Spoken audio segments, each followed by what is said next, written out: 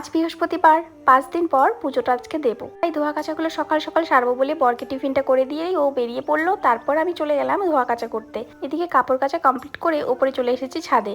এই যে দেখো না রোদটা কেমন দিয়েছে, মানে ওপরে থাকাই যাচ্ছে না এতটা রোদ। তাড়াতাড়ি কাপড়গুলো মেলে দিয়েই আমি নিচে চলে এসেছিলাম আর ঘরটাও মুছে ফেললাম। ঘর দোর মোছা কমপ্লিট করে স্নান সেরে ঠাকুরের বাসন নিয়ে আবার উপরে আসলাম। আমার দৈনন্দিন জীবনে যা কাজকর্ম আমি কিন্তু সেটাই ব্লগে দিই। অনেকে ভিডিওকে খুব খারাপ মনে করে যে ভিডিও করাটা খুব খারাপ, কিন্তু না, ভিডিও করাটা আমি মনে করি অনেক ভালো। এই যে খারাপ দিনগুলো যে পার করছি, ভালো দিনগুলো পার করছি, এই দিনগুলো যখন আমি কিছু বছর পরে গিয়ে কাউকে বলবো কেউ বিশ্বাস করবে না, কিন্তু যখন ভিডিওগুলো দেখবে তখন বিশ্বাস করতে বাধ্য। মানুষের জীবনটাই হলো এই ভালো এই খারাপ, ভালো মন্দ নিয়েই মানুষের জীবন। বিকেলবেলা খাওয়া দাওয়া সেরে বর তো চলে গেল দোকানে, আর এদিকে পিসি শাশুড়ি এসেছিল, তাই 2 কাপ চা নিয়ে বসে পড়লাম দুজনেই চা খেতে ছাদে বসে।